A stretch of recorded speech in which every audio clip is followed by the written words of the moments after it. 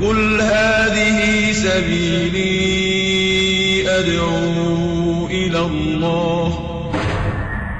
كيفية جمع القرآن الكريم وكيف وصل إلينا المصحف الإمام. خلي بالك إلا دي لا يجوز لمسلم ولا لمسلمة أن يجهل كيفية جمع القرآن الكريم. لا يجوز لك أيها المسلم أن تجهل كيفية وصول المصحف الإمام إليك. لا، لقد جمع القرآن الكريم في 3 مراحل.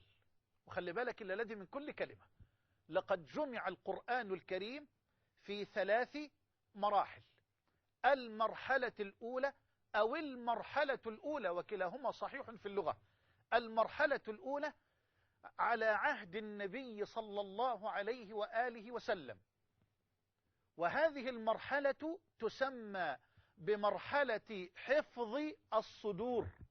خلي بالك، يبقى المرحلة الأولى كانت على عهد النبي صلى الله عليه وآله وسلم، وتسمى بمرحلة حفظ القرآن في الصدور. كان جبريل عليه السلام ينزل بالآيات على قلب النبي صلى الله عليه وآله وسلم ليحفظها النبي حفظا دقيقا عن ظهر قلب، تصديقا لوعد الله جل وعلا لحبيبه: لا تحرك به لسانك لتعجل به، إن علينا جمعه وقرآنه. جمعه يعني في صدرك، إن علينا جمعه أي في صدرك، وقرآنه أي ستقرأه قراءة على مراد من أنزل القرآن عليك. طيب، يبقى فيه وعد من الله للمصطفى عليه الصلاة والسلام أن يحفظ القرآن، فينزل جبريل عليه السلام بالآيات على قلب النبي صلى الله عليه وسلم، فيحفظ النبي الآيات الكريمة حفظا دقيقا متقنا. جميل. ثم يقرأ النبي صلى الله عليه وسلم الآيات مرة أخرى على أصحابه رضي الله عنهم، فمنهم من يحفظ الآيات حفظا متقنا كحفظ رسول الله لها. سبحان ربي، هذا مقتضى هذه المرحلة، لأن هذه المرحلة كان الاعتماد فيها على الحفظ أكثر من الاعتماد على الكتابة، لقوة الذاكرة وسرعة الحفظ. لقوة الذاكرة عند هؤلاء الأطهار وسرعة الحفظ. يتوقف الأمر عند هذا الحد؟ لا، خلي بالك، لأن بعض شيوخنا وبعض أئمتنا قد تصوروا أن المرحلة الأولى من مراحل جمع القرآن الكريم اقتصرت على حفظ الصدور فقط. أبدا، خلي بالك من التأصيل ده في غاية الأهمية. أبدا، بل كان الاعتماد على الحفظ أكثر من الاعتماد على الكتابة. لكن ليس معنى ذلك أن القرآن لم يكتب في حياة المصطفى صلى الله عليه وسلم، بل اسمع مني، كتب القرآن الكريم كله في عهد رسول الله، حفظ في الصدور وفي السطور. خلي بالك، حفظ في الصدور وفي السطور، بس السطور كانت مختلفة عن سطورنا الآن. إزاي؟ خلي بالك، يقرأ النبي الآيات صلى الله عليه وآله وسلم، ويحفظ بعض الصحابة الآيات، ويدعو النبي كتبة الوحي. الله، وهو الأمي الذي لا يقرأ ولا يكتب، ولكنه الأمي الذي علم العلماء والمتعلمين.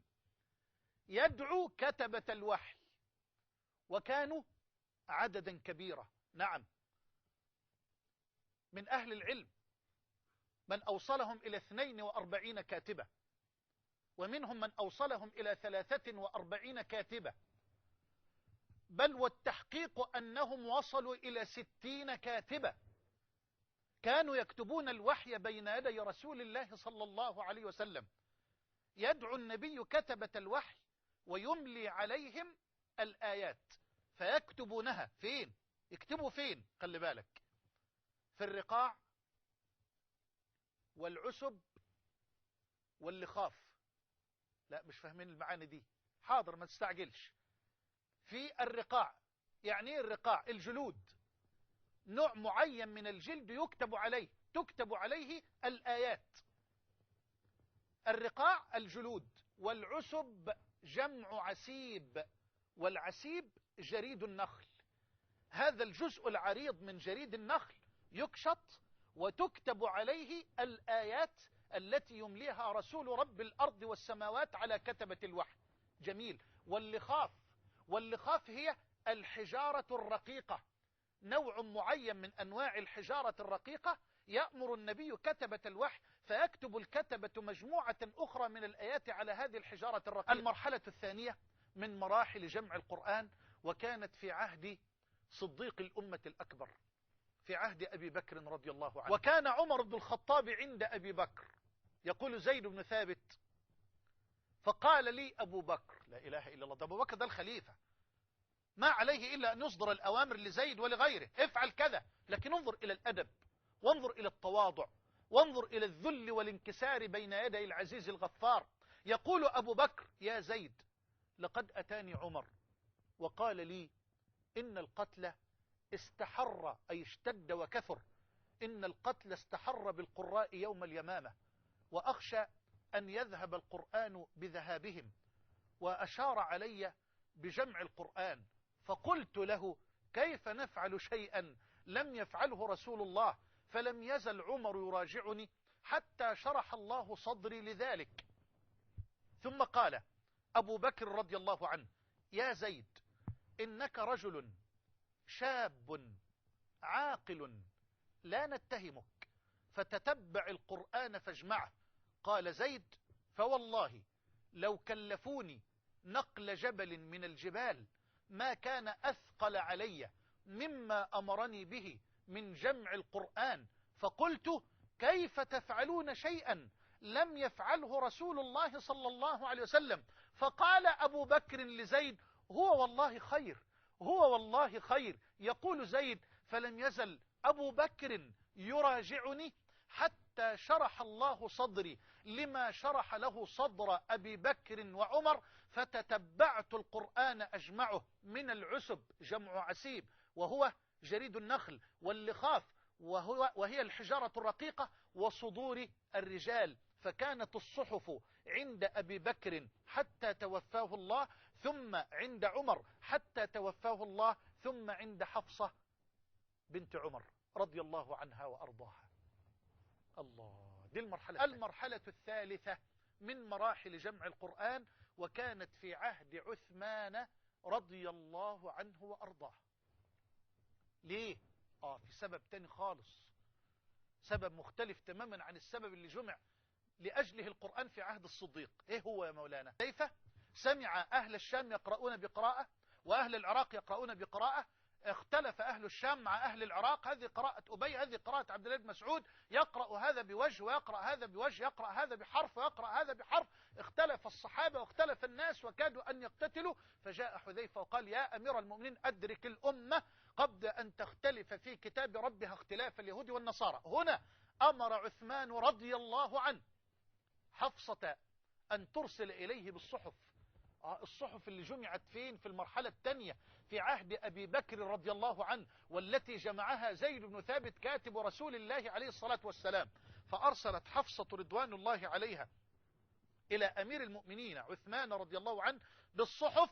فأمر عثمان بن عفان زيد بن ثابت وعبد الله بن الزبير وسعيد بن العاص وعبد الرحمن بن الحارث بن هشام، أمرهم أن يجمعوا هذه الصحف وأن ينسخوها في مصحف إمام واحد، وأن ينسخوا من هذا المصحف مجموعة أخرى ليرسل إلى كل أفق أو مصر من الأمصار بمصحف إمام. فنسخوا الصحف في مصحف واحد، وأمرهم: إذا اختلفتم أنتم وزيد فاكتبوه بلسان قريش، فإنما نزل القرآن بلسانهم.